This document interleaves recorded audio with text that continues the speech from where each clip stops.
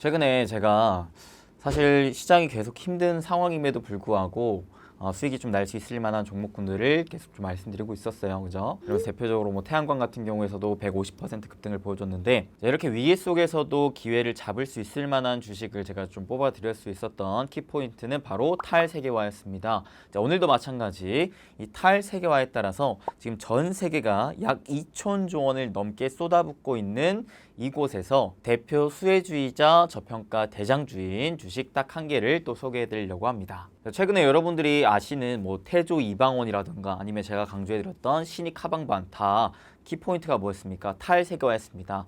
자, 탈세계화 러시아 전쟁 이후로부터 세계화가 이제 분리가 되면서 미국, 유럽, 우리나라를 포함한 아시아 국가, 그 다음에 중국, 러시아, 중동 국가들 간의 연합 구도에서의 대립 구도가 점점 심화되고 있다.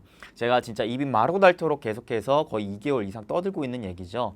자, 오늘 또다시 이 부분에 대해서 좀 얘기를 드릴 건데 지금까지는 제가 어떤 것들을 중점적으로 말씀드렸죠. 바로 우리나라의 그런 동맹 구조에 포함되어 있는 미국과 유럽이 막대한 돈을 어디로 쏟아붓고 있느냐, 어디에 투자를 하고 있느냐, 그에 따른 수혜주가 뭐냐, 이런 부분에 대해서 중점적으로 다뤄드렸는데 미국과 유럽이 투자를 감행하고 돈을 쏟아붓고 있어요.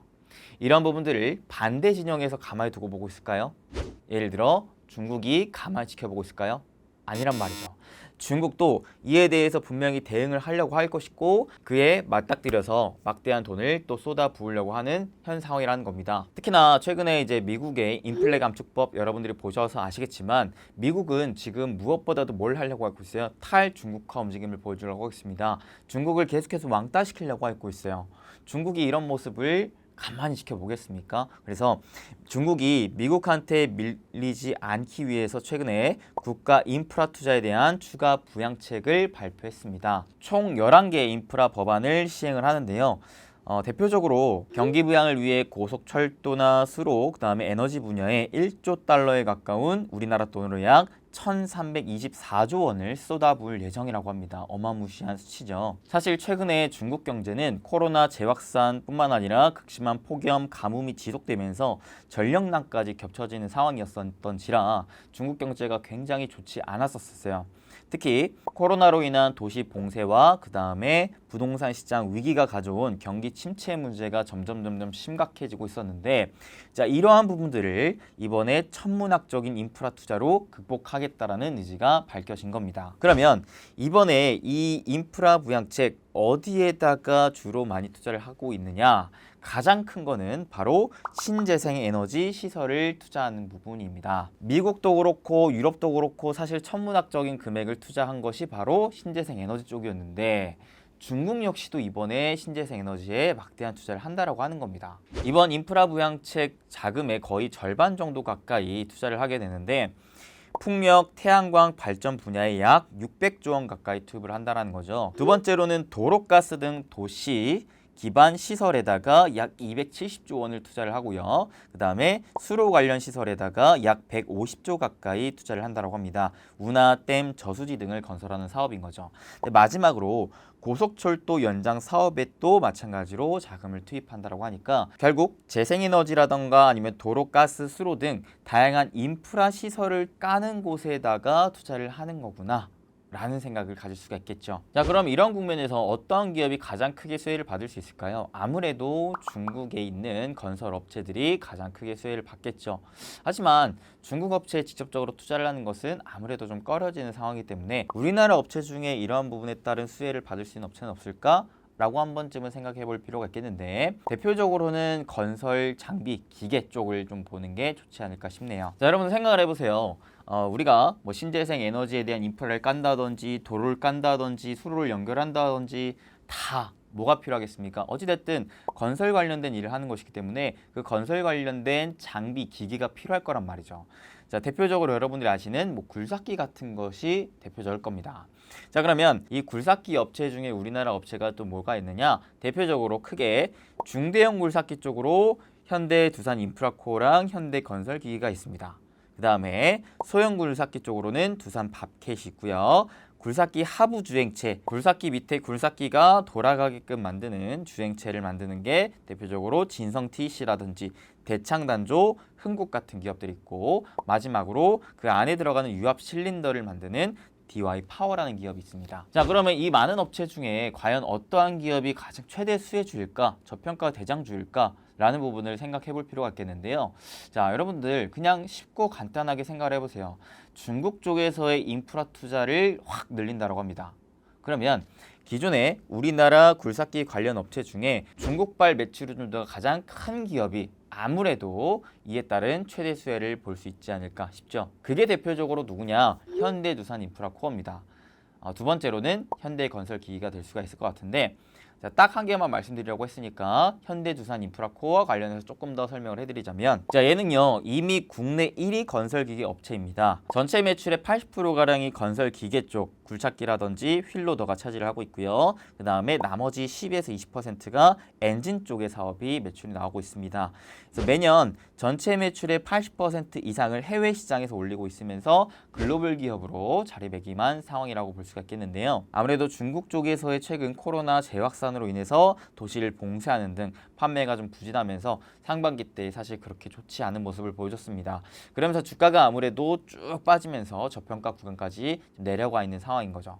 근데 이러한 바닥권인 주가 상황에서 중국발에 대한 호재가 떴다 보니까, 그럼에도 불구하고 이 기업이 기대감뿐만 아니라 실적으로 주가 반등의 상승세를 좀 기대해 볼 수 있지 않을까 싶은 생각이 들죠. 그리고 한 가지 또 긍정적인 건, 기존에는 워낙 중국발 매출 의존도가 좀 너무 컸다 보니까 이러한 중국 경제의 상황이라든지 중국 기업들과의 그런 경쟁에 밀린다면은 이 기업의 실적이 아무래도 중국 경제에 직접적인 영향을 받아서 그냥 막 갑자기 확 꼬꾸라지는 경향도 우리가 좀 찾아볼 수가 있었는데요. 이런 흐름을 좀 타개하고자 현대두산인프라코어가 최근에 그런 부진한 중국 대신에 미국이라든지 유럽이라든지 신흥시장에 대한 공략을 집중적으로 지금 진행하고 있는 상황입니다. 그래서 최근 기준으로 보시면 한국이라든지 신흥시장 매출 비중이 계속해서 확대가 되고 있고요. 북미 유럽 시장에 대한 성과도 점차 가시화가 되고 있다는 부분이 긍정적인 포인트로 한 가지 좀 체크해 볼 수가 있겠습니다. 자, 이렇게 중국 외 다른 국가들에 대한 매출이 점차 쌓여지고 있는 상황에서 기존의 매출 비중이 컸던 중국 시장이 다시금 살아나게 된다면 이 기업의 하반기 이후의 실적은 우리가 한번 다시 기대해 볼 수 있지 않을까 싶은 생각이 드는 거죠. 그리고 얘 외에도 현대건설기계 역시도 사실 중국에 대한 매출 비중이 좀 높은 편입니다. 그래서 거의 부대장격으로 움직이는 경향이 있기 때문에 또 참고해 보시고, 이거 외에 대창단조라는 기업이 있는데 얘가 생각보다 저는 좀 수혜를 받을 수 있을 것 같다라는 생각도 하는 게요. 워낙 이 품목도 다양하고 고객사도 다양하고, 그 다음에 이러한 중국에 대한 투자 움직임에 따른 수혜를 받을 수 있을 대표업체인 현대두산인프라코어라든지 현대건설기계, 얘네한테 모두 다 납품하는 기업이기 때문에 같이 한번 관심 있게 보시면 좋지 않을까 또 싶다. 그다음에 또 DY파워 같은 경우에도 워낙에 또 저평가된 기업이기 때문에 올라오는 폭도 상대적으로 좀 강할 수도 있다라는 점까지 체크해 보시면 좋을 것 같습니다. 그리고 여러분들이 꼭 하나 또 아셔야 될 게 뭐냐면, 이러한 중국의 인프라 투자에 맞춰서 또 누가, 미국과 유럽을 포함한 G7이 전 세계 인프라에 약 770조 원을 투자하기로 한 겁니다. 프로젝트 명칭이 글로벌 인프라 투자 파트너십인데요. 중국의 1대1로에 맞서서 전 세계 인프라 건설에 대규모 자금을 투자하기로 발표를 한 거죠. 그래서 바이든 대통령은 27년까지 이 자금을 전 세계 건물과 네트워크 보건 시스템, 항만, 철도, 전력망 등에 인프라 투자할 것이라고 밝혔고, 미국이 약 250조, 유럽이 약 400조 가까이 또 동원을 한다라고 합니다. 즉 지금 중국도 그렇고 미국, 유럽도 그렇고 탈세계화 움직임 맞춰서 서로를 견제하는 움직임 플러스 경제를 회복하기 위한, 부양하기 위한 수단으로 어디에다가, 인프라 쪽에다가 막대한 돈을 약 2,000조 이상 쏟아붓고 있다 라고 생각을 하시면 될 것 같습니다. 그래서 이 흐름에 맞춰서 국내에 또 건설 장비 기계 업체들이 동반 수혜를 받을 수 있지 않을까라는 부분은 계속해서 지켜볼 수가 있겠다라는 부분을 생각할 수 있다라는 것이죠. 자, 근데 주의할 점이 뭐가 있냐면 실제 건설 기계 판매 증가로 연결되는 데는 시간이 좀 필요할 것 같다라는 얘기도 드리고 싶습니다. 이게 왜 그러냐면 아무래도 최근까지 일감이 충분하지 않았기 때문에 개별 장비들의 월 평균 가동 시간이 계속적으로 하락하고 있었어요.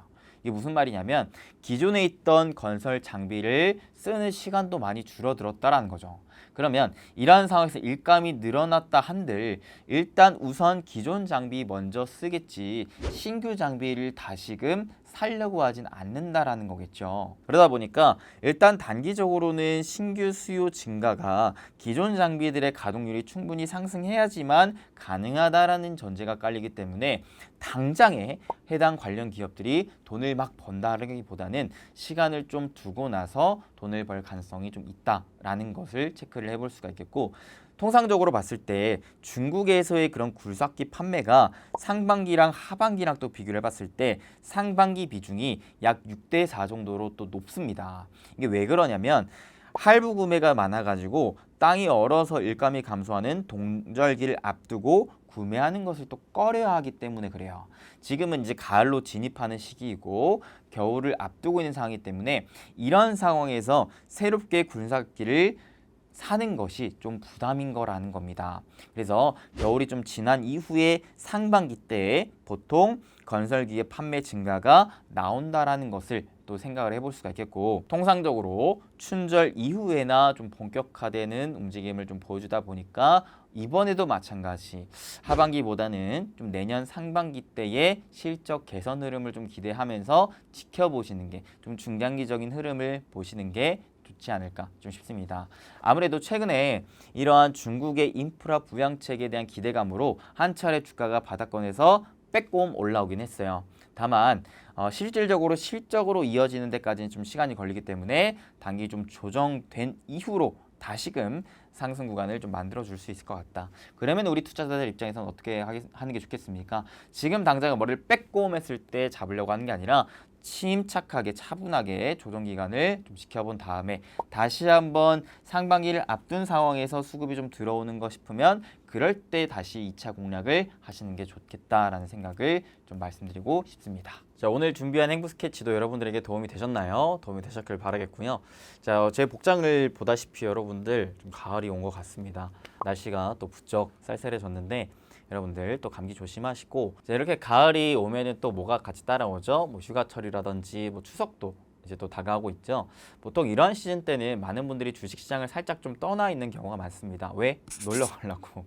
그래서 주식시장도 수급이 강하지가 않기 때문에 별로 재미없는 장세가 나올 가능성이 높아요. 가뜩이나 최근에 제가 잭슨홀 미팅 이후로 시장이 출렁일 수 있다라는 또 가능성도 미리 알려드리면서 대비하라고 말씀드렸죠. 사실 속으로는 제가 말을 했다 하더라도 이게 맞지 않기를 좀 바랬어요. 왜냐? 시장이 좋으면 다 좋은 거니까, 저도 좋고 여러분들도 좋은 거니까. 물론 시장이 또 제 맘같이 다 좋을 수만은 없기 때문에, 특히나 많은 분들이 너무 시장을 긍정적으로만 좀 바라보고 계신 것 같아서 좀 위험을 대비하라는 차원에서 전에 영상을 좀 말씀드렸는데 많은 분들이 이걸 또 시원하게 해주시더라고요. 아무쪼록 여러분들이 이게 제가 의견을 내는 게 맞던 틀리던 이거에 대해서 잘잘못을 막 가리지 마시고, 웬만하면 긍정론자는 어떤 근거를 얘기하는 거지? 부정론자는 어떤 근거를 얘기하는 거지? 이해와 관련된 투자 포인트는 없을까? 이런 부분들을 항상 개방적으로 열어놓고 다방면으로 무기를 좀 쌓아가시는 게 좋지, 무조건 내 의견과 틀리다라고 해서 막 배척하고 그러지는 않으셨으면 좋겠어요. 그게 투자에 있어서 오래 롱런할 수 있을 만한 좀 비결 중에 또 하나라고 생각합니다. 아시겠죠? 그러니까 앞으로도 제가 알려드리는 인사이트들 분명히 객관적인 정보도 있고 주관적인 제 의견도 있을 거지만 제 의견이 무조건 100%다 맞다라는 생각보다는 이러한 생각도 가질 수가 있겠구나, 이러한 투자 포인트도 내가 생각하지 못했는데 가질 수가 있겠구나 라고 하면서 좀 다방면으로 여러분들이 시야를 좀 넓혀 가시는데 활용하셨으면 좋겠습니다.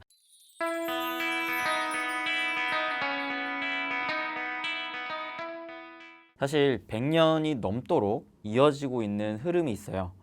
4년 만에 한 번 오고 있는 최악의 악재가 바로 또 올해 다가오고 있다라는 부분을 우리 여러분들에게 좀 말씀드릴까 합니다. 그래서 저번 시간에도 말씀드렸다시피 추가적인 하락이 좀 다가올 수 있음을 여러분들이 좀 인지를 하고 대비하고자 하는 차원에서 하는 얘기이기 때문에 오늘도 여러분들에게 좀 끝까지 시청해 주시면 될 것 같습니다. 자, 그렇다면 4년에 한 번 찾아오는 최악의 악재가 뭐느냐? 바로 미국의 중간선거라고 말씀드릴 수가 있겠습니다. 우리 여러분들도 알고 있다시피 미국의 대통령 임기 기간은 총 4년입니다. 자, 근데 그 4년의 임기 기간 딱 중간 지점인 대통령 임기 절반 시기에 시행되는 게 바로 중간선거예요. 올해 같은 경우에 11월 8일에 진행이 되는데요.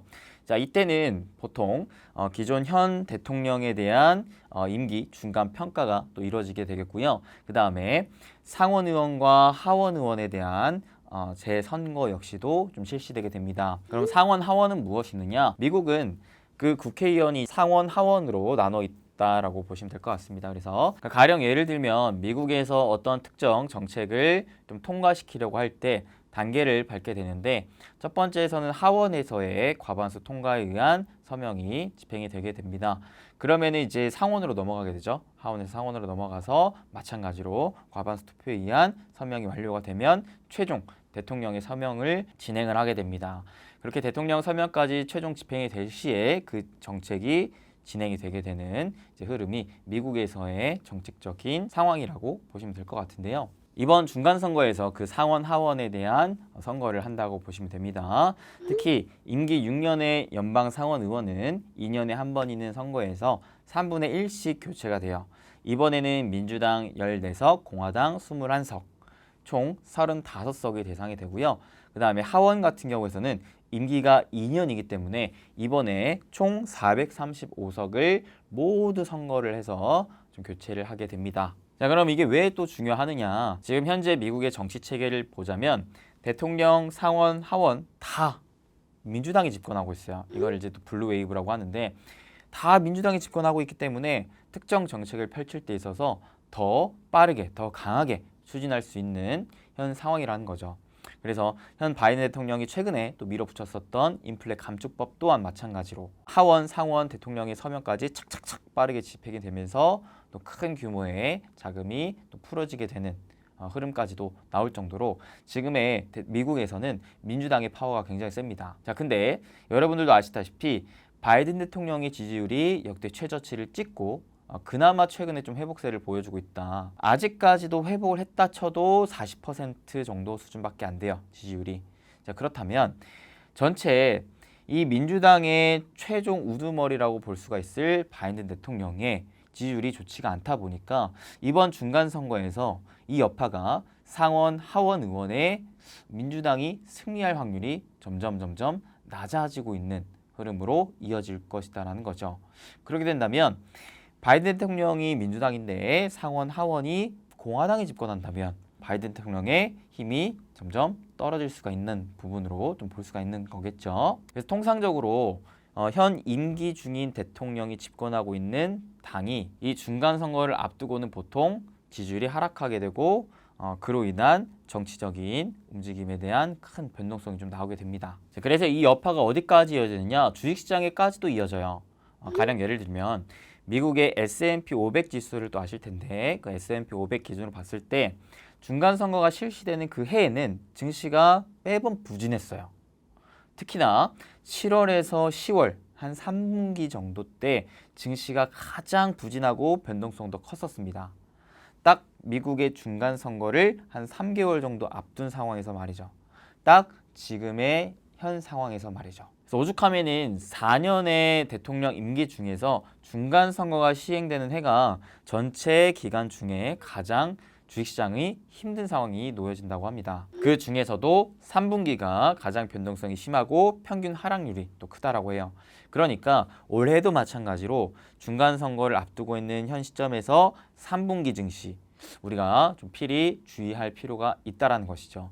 이런 흐름이 한두 차례 이어졌었던 패턴이 아니라 무려 100년간의 한 세기 이상 반복되고 있는 현상이기 때문에 우리가 과연 우연의 일치일 것이느냐 라고 보기에는 너무 지금 확률적으로 계속 똑같은 패턴들이 이어지고 있다. 그러니까 올해도 마찬가지로 여러분들이 조심해서 나쁠 건 없다라는 취지로 좀 말씀드리고 싶습니다. 참 웃긴 게 그래요. 이게 100년간의 대통령 선거 기간에는 미국의 불황이 단 한 번도 찾아오지 않았어요.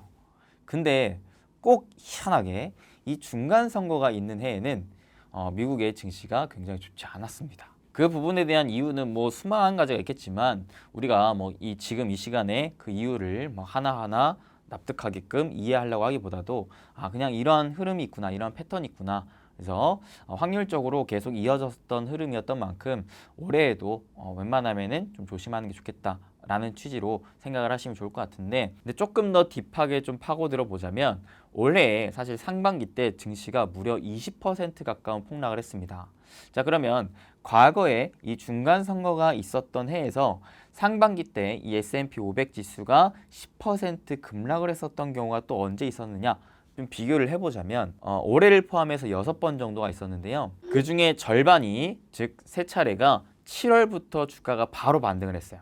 그 다음에 1년 뒤에는 주가가 거의 10% 내지는 크게 20%까지도 상승했었다라고 합니다. 근데 올해 증시도 여러분들 아시다시피 상반기 때 20%가 빠졌지만 7, 8월에 증시가 10% 가까운 급등을 보여줬었거든요.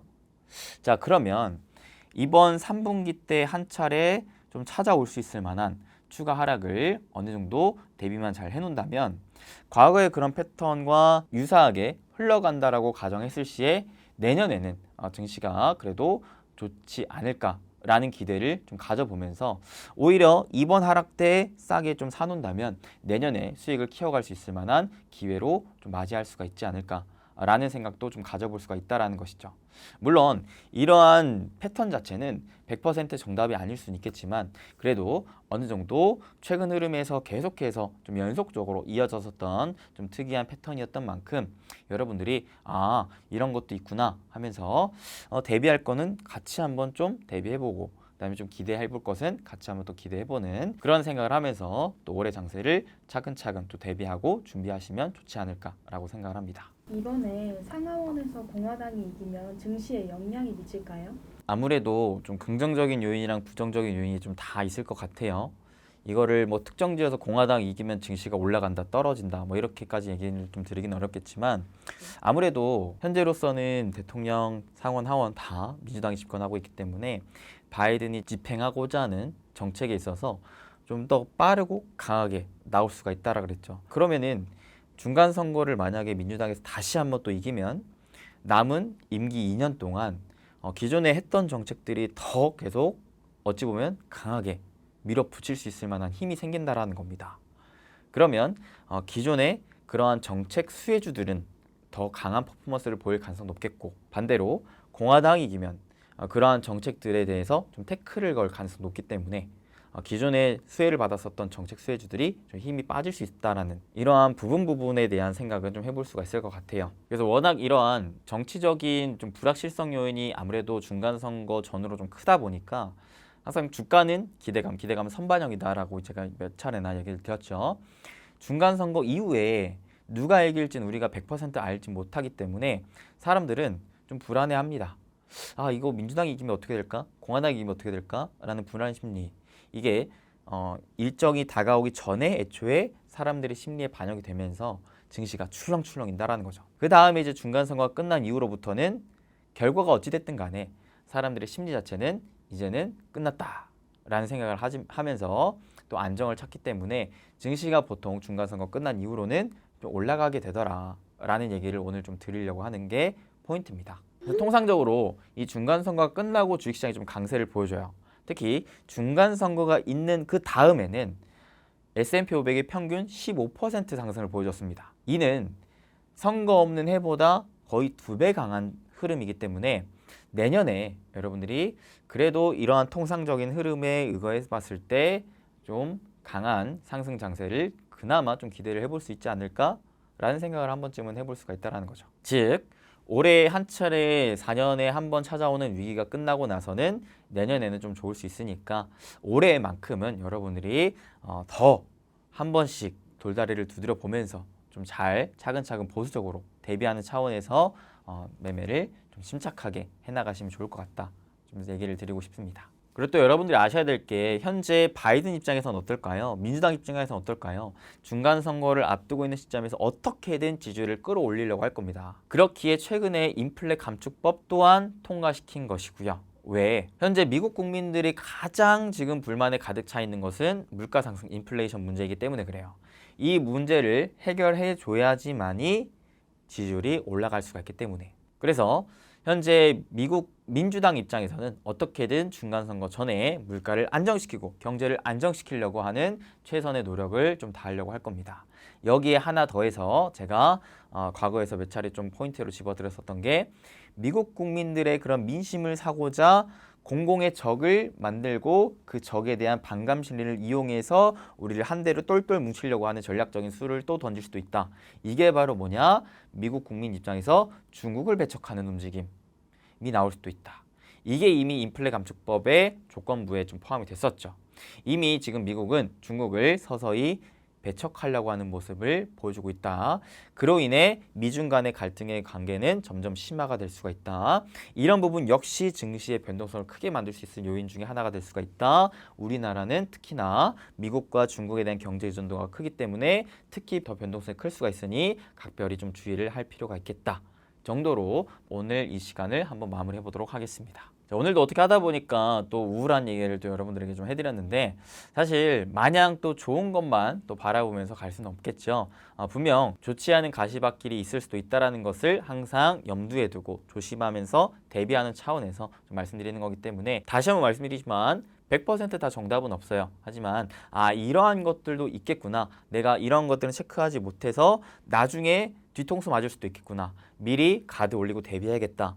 라는 취지로 좀 말씀드린 거니까요. 우리 여러분들 힘든 시작이지만 대비 잘 하시고 준비 잘 하셔서 또 위기 끝에 다가오는 기회를 다 잘 잡으시고 승리하시길 좀 끝까지 저는 바라면서 응원하도록 하겠습니다. 그러면 다음에 뵙겠습니다. 행복 되세요.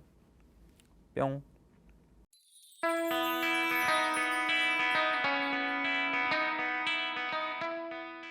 다가올 9월에 폭탄을 조심해야 될 것 같습니다. 어떤 폭탄인지 이번 영상에서 확인해 보시죠. 한 경제학자가 이렇게 얘기했습니다. 미국의 경기 침체를 피할 방법은 기적밖에 없다. 이 기적뿐만이 경기 침체를 피할 수 있다. 이렇게 얘기했습니다. 그래서 통화 긴축 충격이 나타나면 분명히 침체가 있을 것이라고 경고를 했는데 왜 이런 얘기를 했는지 한번 보시죠. 파월이 잭슨홀 회의 때 물가를 확실히 잡을 때까지 계속 금리를 인상할 것이다라고 이제 못을 박았죠. 그러니까 물가가 무조건 먼저다라고 이제 못을 박았는데 사실은 잭슨홀 미팅이 뭐 며칠 지났고 대부분의 사람들이 알겠지만 강경한 발언을 했어요. 이 강경한 발언을 한 이유가 뭐겠습니까? 저번에도 제가 영상에서 말씀드렸지만 파월은 연준의 이 커맨드 역할로서의 신뢰라는 것이 굉장히 필요합니다. 그런데 이미 앞에서 2년간 실패한 정책을 계속적으로 고수를 한다라고 하면은 그거는 더욱 큰 신뢰를 잃을 수밖에 없는 행동이에요. 물론 2년 만에 다시 말을 싹 바꿔서 이렇게 강경하게 나간다 하면 분명히 이것도 시장에서는 신뢰를 잃는 행동이긴 합니다.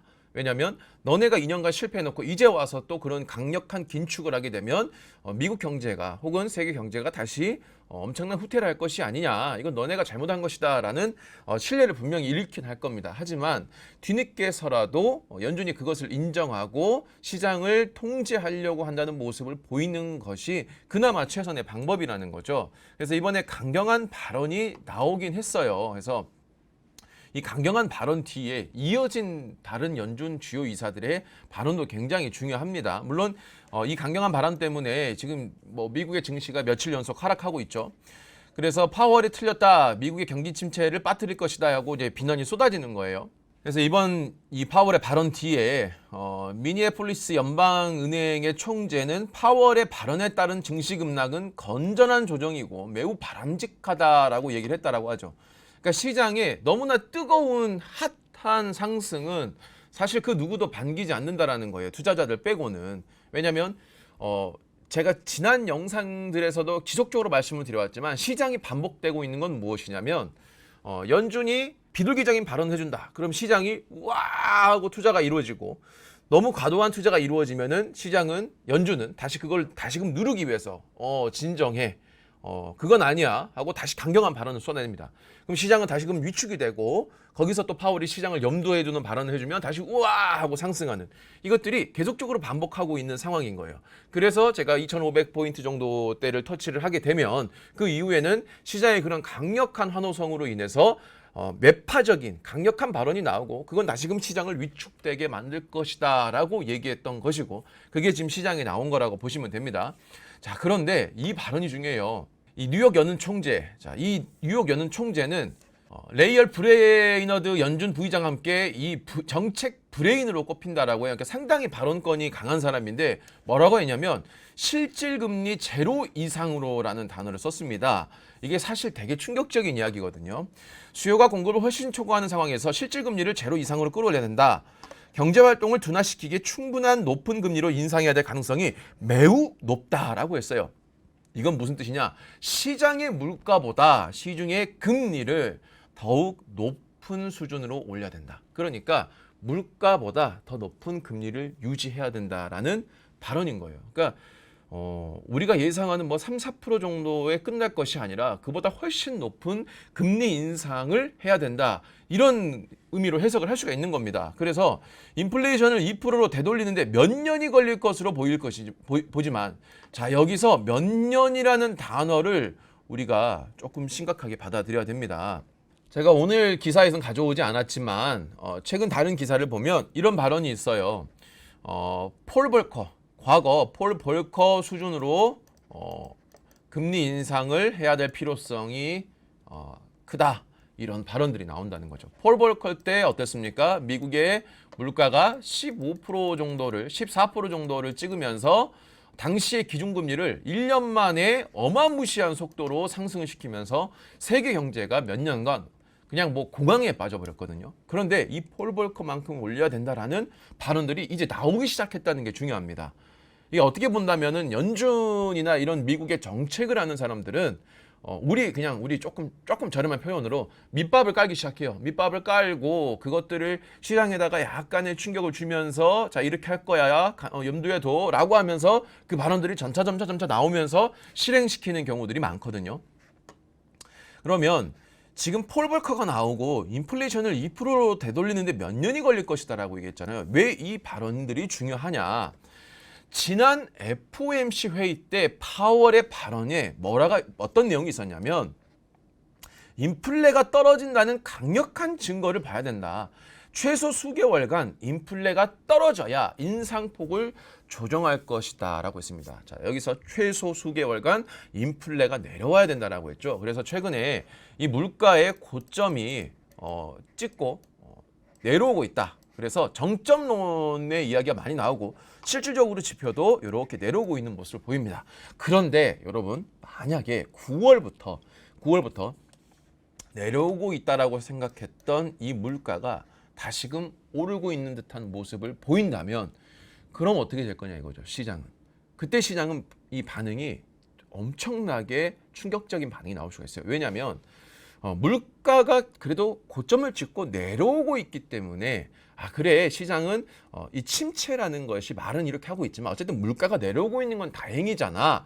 그리고 파월도 이런 발언을 했고 물가가 이렇게 내려오고 있기 때문에 정말 그런 심각한 상황은 오지 않을까라는 이 생각들이 다 은연중에 깔려 있단 말이죠. 그러니까 침체는 올 수 있어 하지만 우리가 생각하는 그 과거의 폴 볼커만큼의 어마어마한 그런 충격적인 상황은 발생하지 않을 거야. 이런 이야기가 나오고 있다는 거죠. 근데 여러분 자 이걸 보시죠. 우리가 물가 발표라는 이 CPI 발표는요.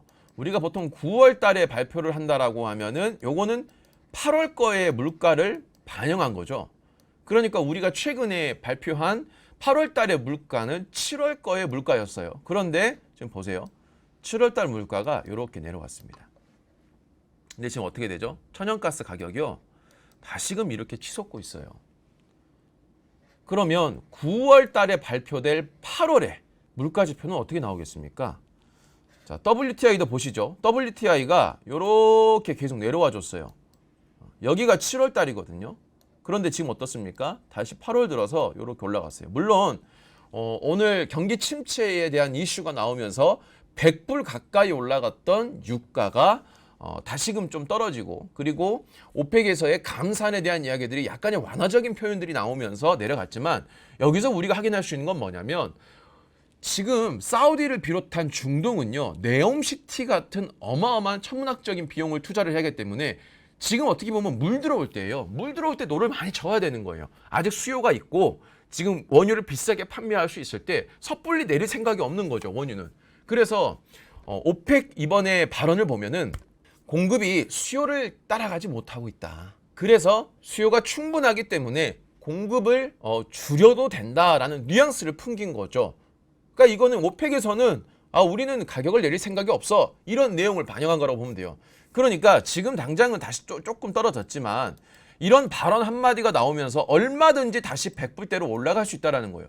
그리고 이미 8월간에 이렇게 다시 100불대로 상승한 게 있죠. 그러니까 우리가 기억하는 이 CPI 물가는 자 그래 고점에서 계속 내려왔었지만 이게 다시금 이렇게 상승하고 있는 모습을 보이고 있다는 거예요. 그러면 9월 달에 발표될 CPI에서의 물가는 어떻게 되겠습니까? 우리가 기대하는 것만큼의 낮은 수치로 나오는 게 아니라 예를 들어서 다시금 살짝 상승한다거나 하락이 멈춰있는 약간의 둔화된 정도만 나오더라도 물가가 고점을 찍고 내려오는 거였는데 그게 아니면 어떡하지? 이런 우려가 생긴다는 거죠. 거기에 이미 저번 CPI 발표 때 제가 말씀드렸던 게 뭡니까? 식품 물가, 식량 물가가 지금 매년 1% 가까이 오르면서 1년 만에 11% 정도가 올랐단 말이에요. 그러니까 저번에 CPI 물가가 우리가 정점론을 말할 수 있었던 것은 에너지 가격이 급격하게 내려왔어요. 하지만 그 안에서 사실 식량 가격은 굉장히 많이 올랐거든요. 식량 물가가 굉장히 많이 올랐습니다. 근데 에너지 가격이 워낙 고점에서 하락한 폭이 컸기 때문에 이걸 상쇄를 시켜줬는데 이 에너지 가격이 다시금 올라준다면 이 물가는 상당히 높게 나올 수가 있다는 거죠. 거기에 지금 영국에서 오늘자로 내년에 물가가 무려 조금 충격적인 수치긴 한데요. 22%대까지 상승을 할 수도 있다라는 보고서가 나왔어요. 그러니까 지금 이 물가라는 게 단순히 우리가 알고 있는 이 가격들이 내려온다라고 해서 다시금 시장의 물가가 같이 훅 내려와 준다는 게 아니거든요.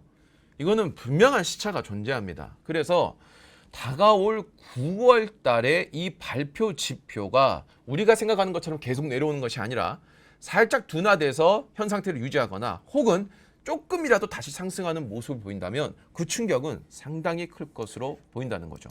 그래서 지금 9월 달에 이 CPI 발표가 9월 13일 날 있고요. 20일, 21일 날 FOMC 회의가 있습니다. 이 13일 CPI 발표 전후까지는 여러분들이 투자를 함에 있어서 상당히 긴장을 하고 있어야 될 것 같다라는 생각이 무척 강하게 든다는 거죠.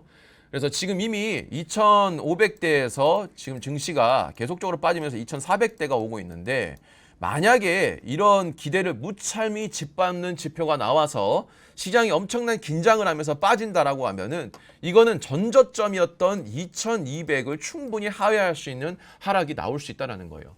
그래서 분명히 성장 가능성이 높은 종목들은 있습니다. 우리가 길게 보고 계속 투자해야 될 종목들은 있어요. 하지만 여러분들이 그런 투자를 할 때는 10에서 한 20% 정도까지는 넉넉하게 빠진다는 가정을 세워놓고요. 이 정도가 빠졌을 때 분할 매수를 해야 된다는 거예요. 어설프게 조금 떨어졌다라고 해서 다시 반등작 나오겠지라는 생각으로 투자를 하는 것보다는 좀 더 여유로운 마음을 가지고 투자를 하는 게 좋을 것 같고 그런 미래 성장이 확실하다고 판단되는 종목들이 아닌 것들은 최대한 매수를 좀 자제하면서 현금 확보를 늘려가는 것이 9월 달에 우리가 투자를 할 수 있는 안전하게 투자를 할 수 있는 전략이 아닐까 생각이 듭니다.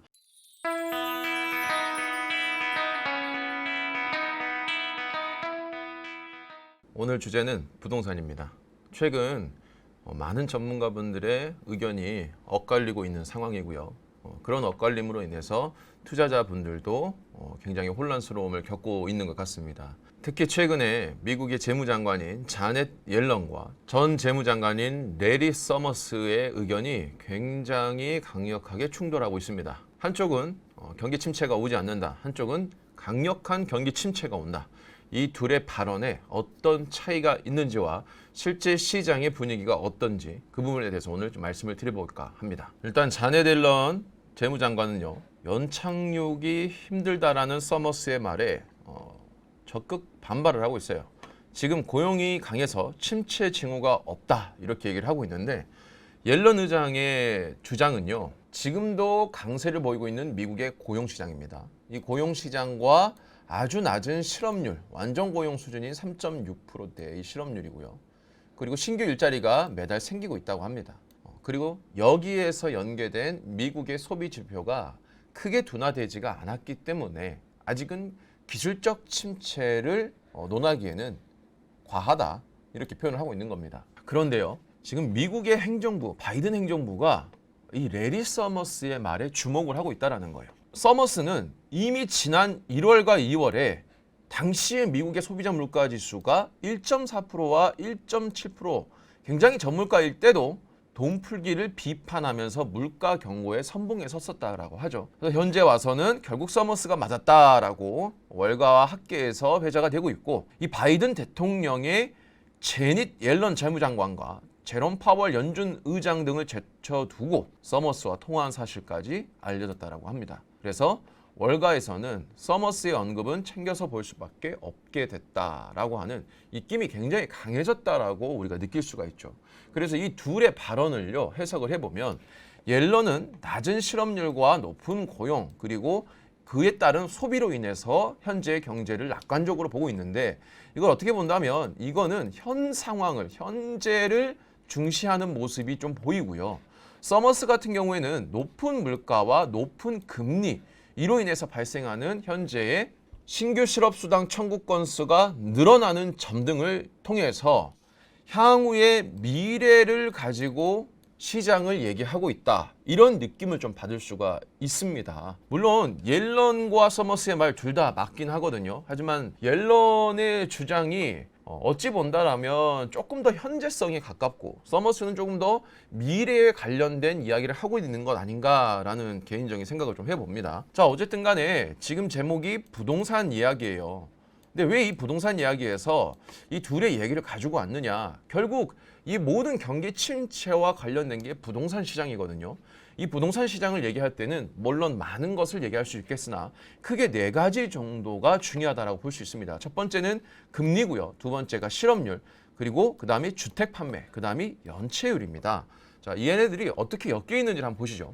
일단 금리 인상을 하게 되면요, 주택 시장을 얼어붙게 만들죠. 왜냐? 이자가 상승하기 때문이죠.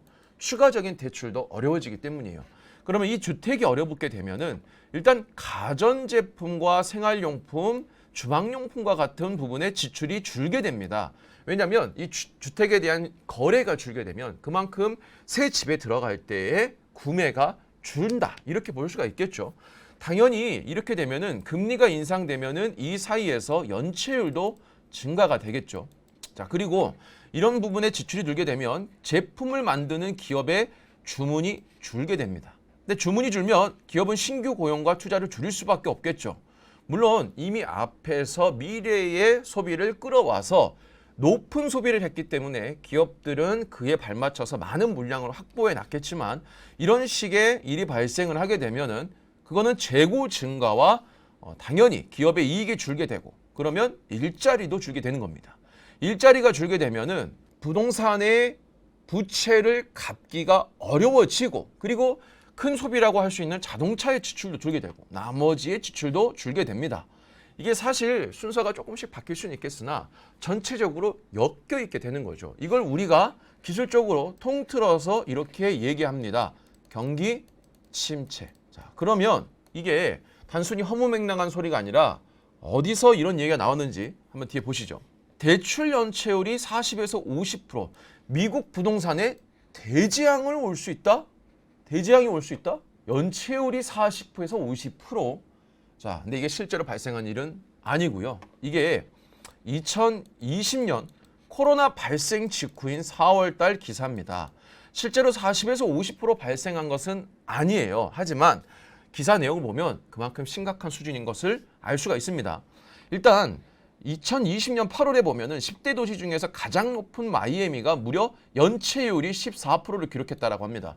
그러니까 부채에 대한 연체율인 거죠. 모기지 연체율인데 이 모기지 연체가 된다라는 것은 그만큼 부동산 시장에 대한 추가적인 거래도 제한되고 현재 부동산 시장도 무너질 가능성이 높다라고 볼 수가 있는 거죠. 거기에 가장 큰 도시인 뉴욕시가 12%, 나머지 국가들로 보면 이 관광과 도박 산업이 위축된 라스베이거스가 10.5%, 휴스턴이 10%.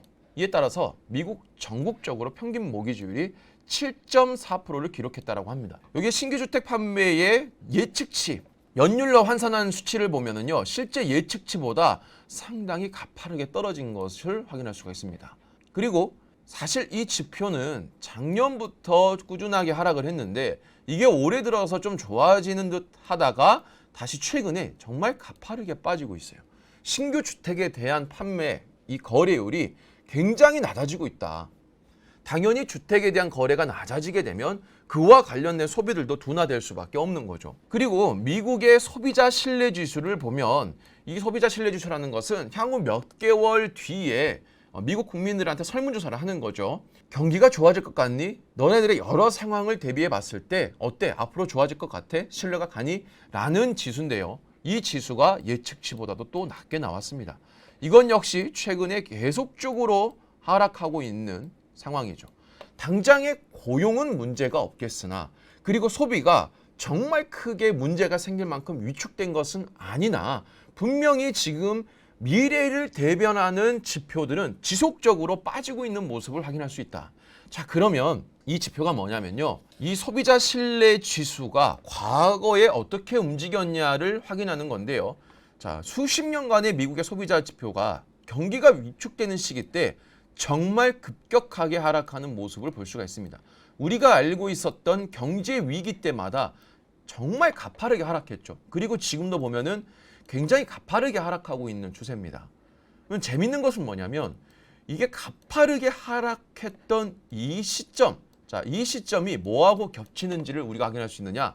바로 금리가 굉장히 높았던 시점하고 정확하게 겹치는 모습을 확인할 수 있습니다. 그러니까 미국이 아주 일시적으로 선제적 금리 인하를 해줄 때가 아닌 후행적으로 아주 FOM적으로 경기가 무너지고 난 다음에 돈을 풀어줬던 그 금리 인하 시기 때 이때가 경제가 박살나는 시기였기 때문에 이때가 대부분의 이 국민들의 신뢰가 소비 심리가 박살이 났을 때하고 정확하게 일치한다는 거죠. 그리고 지금 역시 이 금리가 올해 말이 고점을 형성할 가능성이 높다라고 한다면 미국의 금리 인상이 만약에 그 뒤에 경기가 무너지고 난 다음에 이것이 금리 인하가 나온다라고 한다면 지금 미국의 이 소비자 신뢰 지수도 이렇게 우하향하는 것이 아니라 정말 가파르게 떨어지는 이때 과거의 그림들이 나올 가능성이 무척이나 높다라는 것이죠.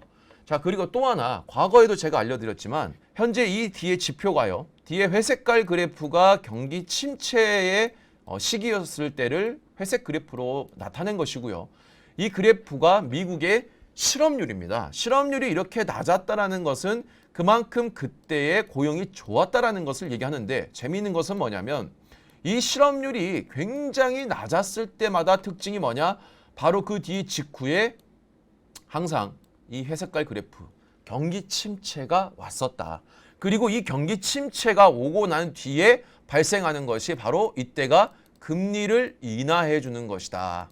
그러면 당연히 가파르게 오른 실업률은 내려가겠지만 이때의 소비 심리는 얼어붙으면서 경기 침체가 같이 동반돼서 시장이 어려웠었다는 것을 우리가 알 수가 있는 겁니다. 그러니까 지금 자넷 옐런이 말하는 이 실업률이 굉장히 낮고 그리고 고용이 좋다라는 것은 분명히 지금은 맞는 이야기나 불과 몇 개월 뒤, 길어봐야 1년 뒤에는 이것이 과거 역사 수십 년 역사를 보더라도 한 번의 예외도 없이 경기 침체를 만들었던 것과 일치한다는 겁니다. 그리고 이 부분을 꼬집어서 얘기하는 게 레리 서머스 전 장관이 주장하는 내용과 일치하게 되는 겁니다. 그리고 실제 그와 관련된 미국의 부동산 지표와 그리고 재고, 거기에 연체율 등도 현재 분명히 안 좋아지고 있는 모습을 보이고 있다는 겁니다. 당장의 침체가 온다. 지금 당장 박살났습니다라고 얘기할 수는 없습니다. 그리고 분명히 지금 많은 경제 지표들이 안 좋긴 하지만 분명히 고용과 소비가 아직까지는 유지가 되고 있는 것은 분명한 사실이죠. 하지만 우리가 주식이라는 것은 미래를 반영합니다. 모두가 알고 있는 내용이죠. 우리가 계획이라는 것은요, 미래를 반영을 해서 현재의 계획을 잡습니다. 주식도 마찬가지죠. 주식시장도 미래를 반영하는 것이 투자입니다. 그리고 그게 주식시장이죠.